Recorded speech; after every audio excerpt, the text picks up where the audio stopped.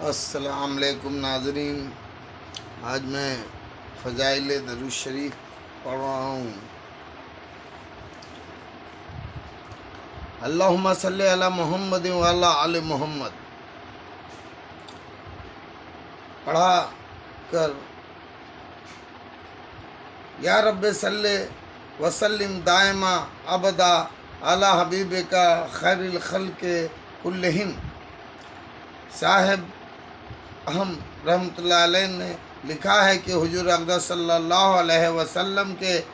وصال کے بعد حضرت عمر رضی اللہ عنہ رو رہے تھے اور یوں کہہ رہے تھے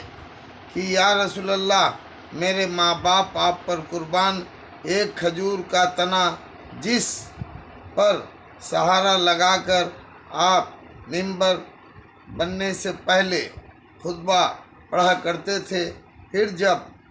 ممبر بن گیا اور آپ اس پر تشریف لے گئے تو وہ کھجور کا تنا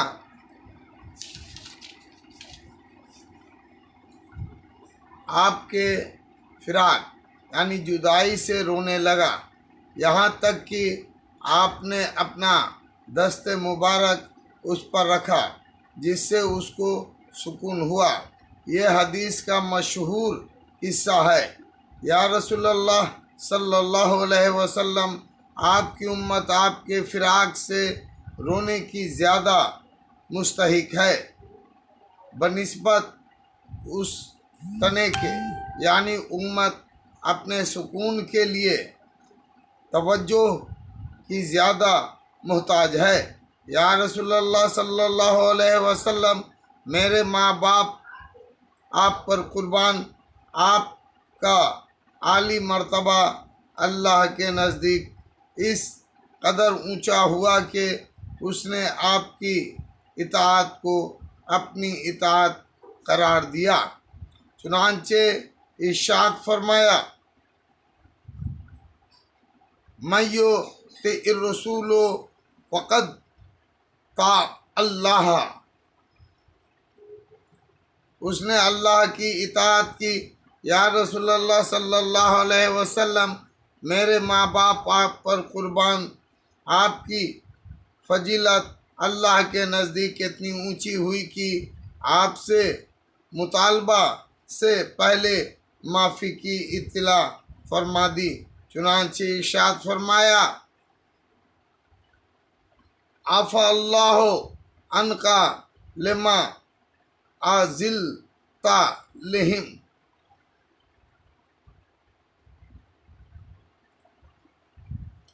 اللہ تعالیٰ تمہیں معاف کرے، تم نے ان منافقوں کو جانے کی اجازت دی کیوں؟ یا رسول اللہ صلی اللہ علیہ وسلم، میرے ماں باپ آپ پر قربان، آپ کا علو شان اللہ کے نزدیک ایسا ہے کہ آپ اگرچہ زمانے کی اعتبار سے آخر میں آئے، لیکن انبیاء کی میثاق میں آپ کو سب سے پہلے ذکر کیا گیا۔ چنانچہ ارشاد ہے، وَإِذْ أَخَذْنَا مِنَ النَّبِيِّينَ مِيثَاقَهُمْ وَمِنْكَ وَمِن نوح وإبراہیم۔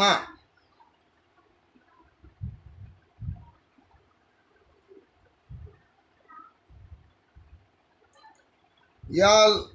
رسول اللہ صلی اللہ علیہ وسلم، میرے ماں باپ آپ پر قربان، آپ کی فضیلت کا اللہ کے یہاں یہ حال ہے کہ کافر جہنم میں پڑے ہوئے اس کی تمنا کریں گے کہ کاش آپ کی اطاعت کرتے اور کہیں گے، یا لیتنا اطعنا اللہ وَأَطَعْنَا الرَّسُولَ۔ یا رسول اللہ صلی اللہ علیہ وسلم، میرے ماں باپ آپ پر قربان، اگر حضرت موسیٰ علیہ نبینا علیہ السلام کو اللہ جل شانہ نے معجزہ فرمایا ہے کہ پتھر سے نہریں نکال دیں، تو یہ اس سے زیادہ عجیز نہیں ہے کہ اللہ تعالیٰ نے آپ کی انگلیوں سے پانی جاری کر دیا۔ حضور صلی اللہ علیہ وسلم کا یہ معجزہ مشہور ہے۔ یا رسول اللہ صلی اللہ علیہ وسلم، میرے ماں باپ آپ پر قربان کہ اگر حضرت سلیمان علی نبینا علیہ الصلاۃ والسلام کی ہوا ان کو صبح کے وقت میں 1 مہینے کا راستہ طے کرا دے اور شام کے وقت میں 1 مہینے کا طے کرا دے تو یہ اس سے زیادہ عجیب نہیں ہے کہ آپ کا براق رات کے وقت میں آپ کو 7ویں آسمان سے بھی پرے لے جائے اور صبح کے وقت آپ مکہ مکرمہ واپس آ جائیں۔ صلی اللہ علیہ وسلم، اللہ ہی آپ پر درود بھیجے۔ یا رسول اللہ صلی اللہ علیہ وسلم، میرے ماں باپ آپ پر قربان اگر حضرت عیسیٰ علی نبینا علیہ الصلاۃ والسلام کو اللہ تعالیٰ نے یہ معجزہ عطا فرمایا کہ وہ مردوں کو زندہ فرما دیں تو یہ اس سے زیادہ عجیب نہیں کہ ایک بکری جس کے گوشت کے ٹکڑے آگ میں بھون دیے گئے ہوں وہ آپ سے یہ درخواست کرے کہ آپ مجھے نہ کھائیں اس لیے کہ اس میں زہر ملایا گیا ہے۔ یا رسول اللہ صلی اللہ علیہ وسلم، میرے ماں باپ آپ پر قربان حضرت نوح علی نبینا علیہ الصلاۃ والسلام نے اپنی قوم کے لیے یہ ارشاد فرمایا کہ رب لا تفروا علی الارض من الکافرین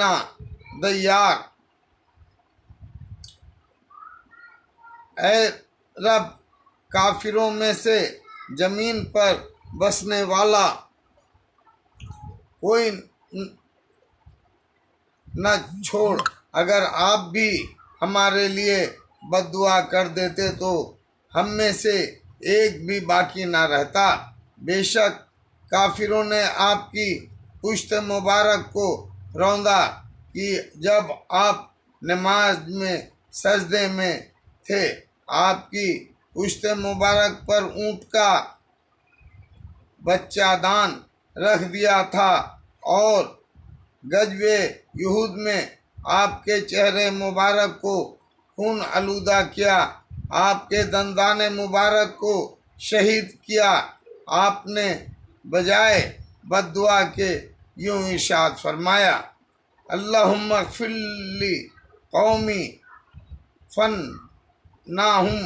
لا یعلمون۔ اے اللہ، میرے ماں باپ آپ پر قربان آپ کی عمر کے بہت تھوڑے سے حصے میں کی نبوت کے بعد 83 سال ملے، اتنا بڑا مجمع آپ پر ایمان لایا کہ حضرت نوح علیہ نبینا علیہ الصلاۃ والسلام کی طویل عمر 1000 سال میں اتنے آدمی مسلمان نہ ہوئے کہ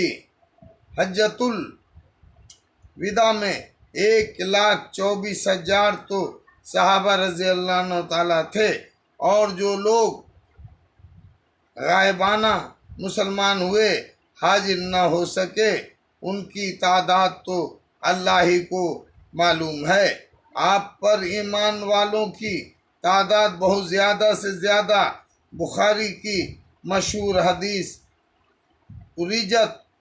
علل امی میں ہے۔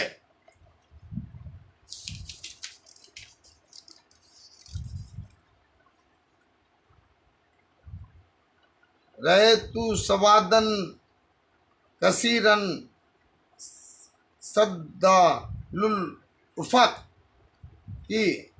حضور صلی اللہ علیہ وسلم نے اپنی امت کو اپنے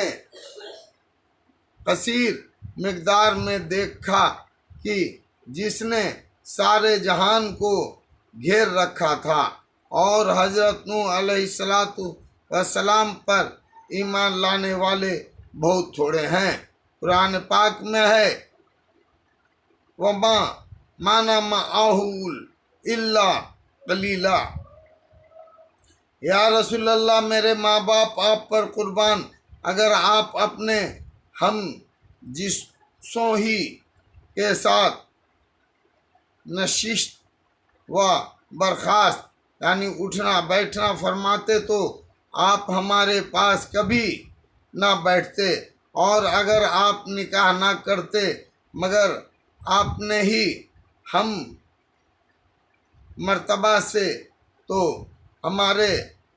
میں سے کسی کے ساتھ بھی آپ کا نکاح نہ ہو سکتا تھا، اور اگر آپ اپنے ساتھ کھانا نہ کھلاتے مگر آپ نے ہی ہم سروں کو تو ہم میں سے کسی کو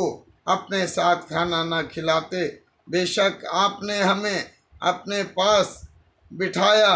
ہماری عورتوں سے نکاح کیا، ہم میں آپ نے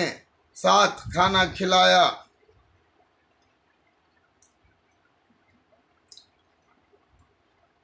کھانا کھلانے والوں کے کپڑے پہنے، عربی گدھے پر سوار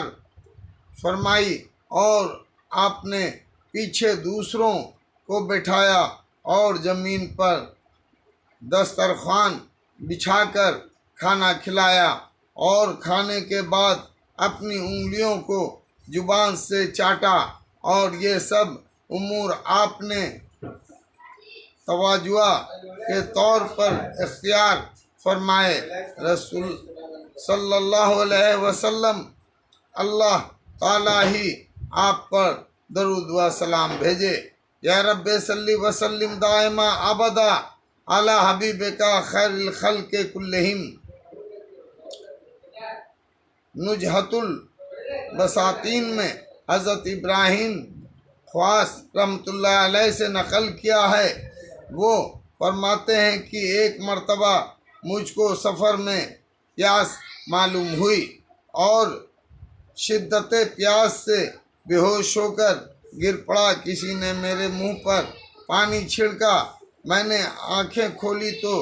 ایک مرد حسین خوبرو یعنی خوبصورت مرد کو گھوڑے پر سوار دیکھا، اس نے مجھ کو پانی پلایا اور کہا میرے ساتھ رہو، تھوڑی ہی دیر گزری تھی کہ اس جوان نے مجھ سے کہا تم کیا دیکھتے ہو؟ میں نے کہا یہ مدینہ ہے، اس نے کہا اتر جاؤ، میرا سلام حضرت رسول خدا صلی اللہ علیہ وسلم سے کہنا اور عرض کرنا آپ کا بھائی خضر آپ کو سلام کہتا ہے۔ شیخ ابو الخیر اقوا رحمۃ اللہ علیہ فرماتے ہیں کہ میں مدینہ منورہ میں آیا، 5 دن وہاں قیام کیا، کچھ مجھ کو ذوق و لطف حاصل نہ ہوا، میں قبر شریف کے پاس حاضر ہوا اور حضرت رسول خدا صلی اللہ علیہ وسلم اور حضرت ابو بکر رضی اللہ عنہ تعالیٰ اور حضرت عمر رضی اللہ تعالیٰ کو سلام کیا اور عرض کیا اے رسول اللہ صلی اللہ علیہ وسلم، آج میں آپ کا مہمان ہوں، پھر وہاں سے ہٹ کر ممبر کے پیچھے سو رہا۔ خواب میں حضور سرکار کائنات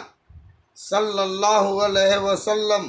کو دیکھا، حضرت ابو بکر رضی اللہ عنہ تعالیٰ آپ کے داہنے اور حضرت عمر رضی اللہ تعالیٰ آپ کی بائیں جانب تھے، اور حضرت علی کرم اللہ وجہ آپ کے آگے تھے۔ حضرت علی رضی اللہ عنہ نے مجھ کو ہلایا اور فرمایا کہ اٹھ، رسول خدا صلی اللہ علیہ وسلم تشریف لائے ہیں۔ میں اٹھا، یعنی نیند ہی میں مجھے کھڑا کیا تو میں کھڑا ہو گیا اور حضرت صلی اللہ علیہ وسلم کے دونوں آنکھوں کے درمیان چوما۔ حضور صلی اللہ علیہ وسلم نے ایک روٹی مجھ کو عنایت فرمائی، میں نے آدھی کھائی اور جگہ تو آدھی میرے ہاتھ میں تھی۔ یہ شیخ ابو الخیر رحمۃ اللہ علیہ کا قصہ علامہ سخاوی رحمۃ اللہ علیہ نے قول بدیع میں بھی نقل کیا ہے، جس سے معلوم ہوتا ہے کہ نجہت کے ترجمے میں کچھ تسامح یعنی بھول ہوا۔ قول بدیع کے الفاظ یہ ہیں: اقومت خمسطن ایامین ما جبت جواقا، جس کا ترجمہ یہ ہے کہ میں 5 دن رہا اور مجھے ان دنوں میں کوئی چیز چکھنے کو بھی نہیں ملی۔ ذوق و شوق حاصل نہ ہونا تجربے کا تسامح ہے۔ اس نقارہ کے رسالہ فضائل حج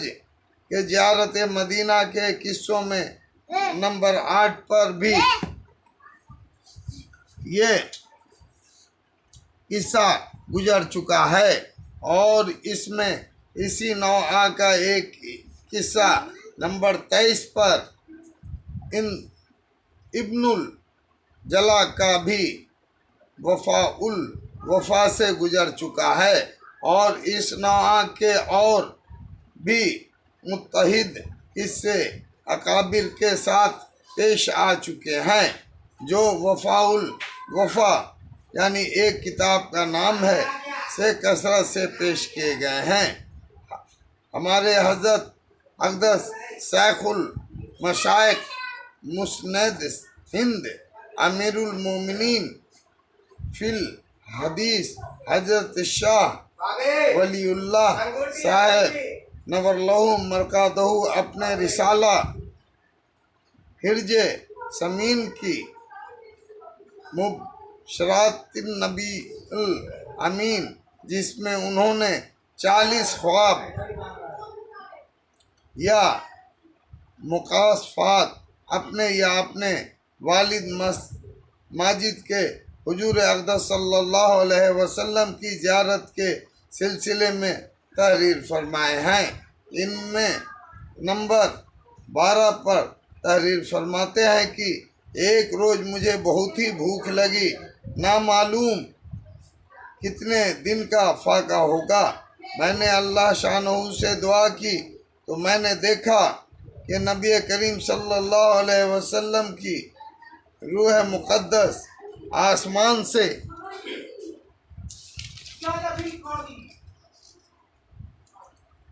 اتری اور حضور اقدس صلی اللہ علیہ وسلم کے ساتھ ایک روٹی تھی۔ گویا اللہ جل شانہ نے حضور صلی اللہ علیہ وسلم کو ارشاد فرمایا تھا کہ یہ روٹی مجھے مرحمت فرمائیں۔ نمبر 13 پر تحریر فرماتے ہیں کہ ایک دن مجھے رات کو کھانے کو کچھ نہیں ملا تو میرے دوستوں میں سے ایک شخص دودھ کا پیالہ لایا، جس کو میں نے پیا اور سو گیا۔ خواب میں نبی کریم صلی اللہ علیہ وسلم کی زیارت ہوئی۔ حضور صلی اللہ علیہ وسلم نے ارشاد فرمایا کہ وہ دودھ میں نے ہی بھیجا تھا، یعنی میں نے توجہ سے اس کے دل میں یہ بات ڈال دی تھی کہ وہ دودھ لے کر جائے۔ اور جب اکابر یعنی صوفیاء کی توجہات معروف و متواتر ہیں تو پھر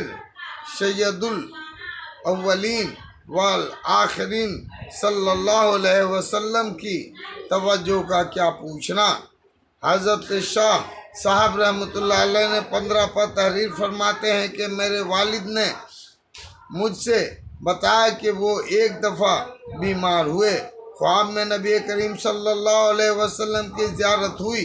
حضور صلی اللہ علیہ وسلم نے ارشاد فرمایا میرے بیٹے کیسی طبیعت ہے؟ اس کے بعد شفا کی بشارت عطا فرمائی اور اپنی داڑھی مبارک میں سے 2 بال مرحمت فرمائے۔ مجھ سے اسی وقت صحت ہو گئی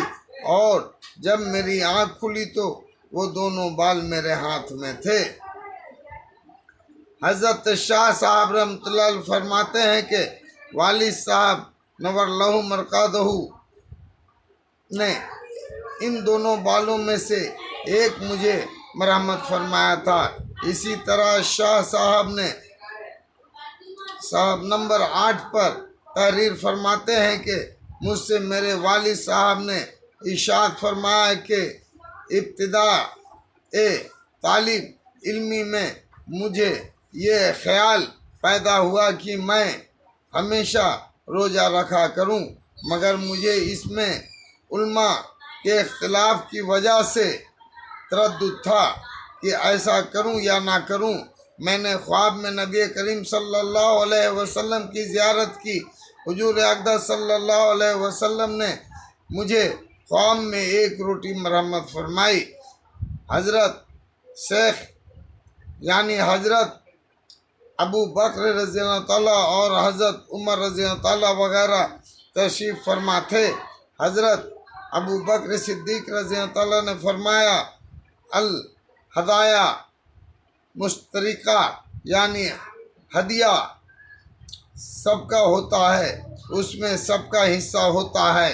اس لیے ہمیں بھی دو۔ میں نے وہ روٹی ان کے سامنے کر دی، انہوں نے ایک ٹکڑا توڑ لیا۔ پھر عمر رضی اللہ تعالیٰ نے فرمایا، الہدایہ مشترکہ۔ میں نے وہ روٹی ان کے سامنے کر دی، انہوں نے بھی ایک ٹکڑا توڑ لیا۔ پھر حضرت عثمان رضی اللہ تعالیٰ نے فرمایا، الہدایہ مشترکہ۔ میں نے عرض کیا کہ اگر یہ الہدایہ مشترکہ رہا یہ روٹی تو اسی طرح تقسیم ہو جائے گی، مجھے فقیر کے پاس کیا بچے گی؟ حرز سمین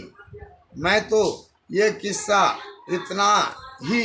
لکھا ہے، لیکن حضرت رحمۃ اللہ علیہ کی دوسری کتاب انفاسول عارفین میں کچھ اور بھی تفصیل ہے۔ وہ یہ کہ میں نے سونے سے اٹھنے کے بعد اس پر غور کیا کہ اس کی کیا وجہ ہے کہ حضرات شیخین کے کہنے پر تو روٹی میں نے ان کے سامنے کر دی اور حضرت عثمان رضی اللہ تعالیٰ کے فرمانے پر انکار کر دیا۔ میرے ذہن میں اس کی وجہ یہ آئی کہ میرے نسبت نقش بندیاں حضرت صدیق رضی اللہ تعالیٰ سے ملتی ہے اور میرا سلسلہ نسب حضرت عمر رضی اللہ تعالیٰ سے ملتا ہے، اس لیے ان دونوں حضرات کے سامنے تو مجھے انکار کی جرأت نہیں ہوئی، اور حضرت عثمان رضی اللہ تعالیٰ سے میرا تو سلسلہ سلوک ملتا تھا نہ سلسلہ نسب، اس لیے وہاں بولنے کی جرأت ہو گئی۔ فقط یہ حدیث